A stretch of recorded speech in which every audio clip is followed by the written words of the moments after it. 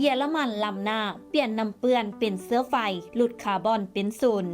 ข่าวนวัตกรรมพลังงานที่น่าสนใจจากประเทศเยอรมันซึ่งอาจเป็นก้าวสำคัญในการลดการปล่อยก๊าซเรือนแก้วและส่งเสริมพลังงานสะอาดซึ่งเป็นแนวทางที่หลายประเทศทั่วโลกรวมถึงประเทศในภาคพื้นอาเซียนกำลังให้ความสำคัญทีมนักวิทยาศาสตร์จากบริษัทสตาร์ทอัพในเยอรมันได้คิดค้นวิธีเปลี่ยนน้ำเปื้อนให้กลายเป็นไบโอแก๊สหรือแก๊สชีวภาพที่เกิดขึ้นตามธรรมชาติและนำมาผลิตเป็นเสื้อไฟสำหรับเหือขนส่ง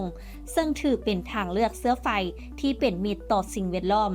ลดการปล่อยก๊าซเรือนแก้วที่เป็นต้นเหตุของภาวะโลกร้อน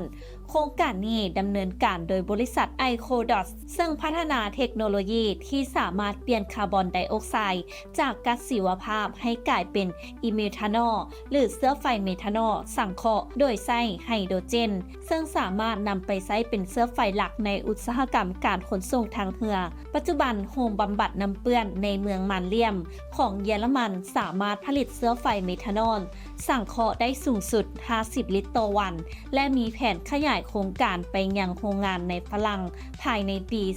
2026 ซึ่งจะเพิ่มกำลังการผลิตถึง 15 เท่า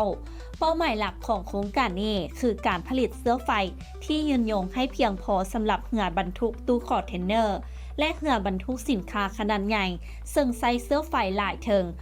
250 ตันต่อวันปัจจุบันอุตสาหกรรมขนส่งปล่อยแก๊สคาร์บอนไดออกไซด์ประมาณ706ล้านตันต่อปีหรือคิดเป็น 3% ของการปล่อยคาร์บอนทั้งหมดของโลกนี่ถือเป็นเทคโนโลยีใหม่ที่ล้ำหน้าของกลุ่มนักวิทยาศาสตร์คนเยอรมันในการนำน้ำเปื้อนมาใช้เป็นเสื้อไฟ